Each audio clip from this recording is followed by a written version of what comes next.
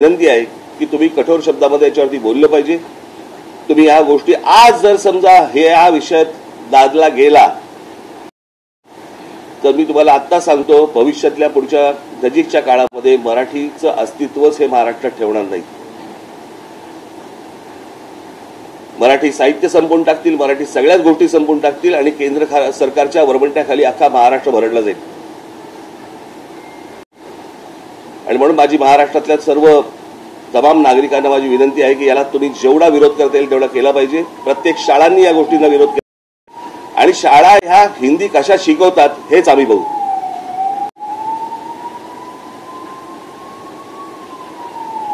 आणि हे जर समजा राज्य सरकारला आव्हान वाटत असेल आव्हान म्हणून घ्यावं, पण हिंदीची सक्ती महाराष्ट्रामध्ये होणार नाही, कोणत्याही परिस्थितीत होऊ दिली जाणार नाही। गुजरातमध्ये केंद्रामध्ये नरेंद्र मोदी आणि अमित शहा बसलेले असताना गुजरातमध्ये जर हिंदीची सक्ती नाहीये, आंध्र प्रदेशमध्ये नाहीये, तामिळनाडूमध्ये नाहीये, केरळमध्ये नाहीये, कर्नाटकामध्ये नाहीये, बऱ्याचशा ठिकाणी नाहीये, हे धोरण महाराष्ट्रावरती का लादलं जाते, कशासाठी लादलं जाते? मला असं वाटतं तुम्ही पत्रकार आहातच, परंतु या महाराष्ट्राचे नागरिक म्हणून मला असं वाटतं जबाबदारी तुमची देखील आहे आणि याला तुम्ही पूर्णपणे विरोध करणं गरजेचं आहे, आवश्यक आहे। एवढंच सांगण्यासाठीची आजची पत्रकार परिषद होती। यांनी पत्रकार परिषद घेतली आणि त्या पत्रकार परिषदेमध्ये ते म्हणतायत की हिंदी ही सक्तीची नाहीये, तो पर्यायी। कसला पर्याय? नकोच आहे ना, कसला पर्याय?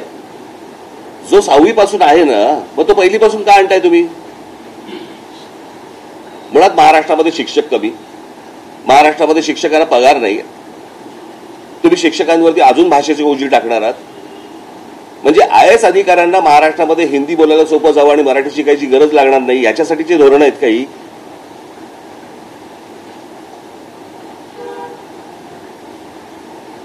महाराष्ट्रातलं सरकार मराठी असेल तर मला असं वाटतं त्यांनी या गोष्टींचा विचार करणं गरजेचं आहे आणि तात्काळ ही गोष्ट सक्तीची मागे घेणं गरजेचं आहे।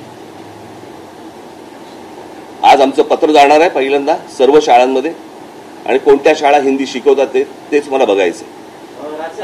राष्ट्रीय शैक्षणिक धोरणाचा जो दाखला दिला जातो त्याच्यातही काही नाहीये, त्यात सुद्धा सक्तीचा कुठे उल्लेख त्याच्यात नाहीये। मग मुख्यमंत्री सातत्यानं त्याचा दाखला का देतात? खोटं बोलतायत।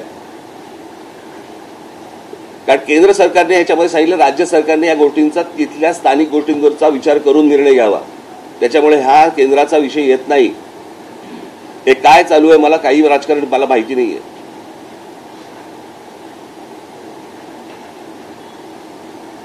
शाळा झालेल्या आहेत आणि आज तुम्ही पत्र सगळ्या मुख्याध्यापकांना पाठवणार आहात, बऱ्याचशा शाळांमध्ये पुस्तकांचं वाटप सुरू झालं, असं असताना आपण किती कालावधी देता आहात? नाही, आजपासून सुरू होईल, तुम्ही काउंटडाऊनला जाऊ नका। मला असं वाटतं मी सांगितलेल्या गोष्टींवरती विचार करा।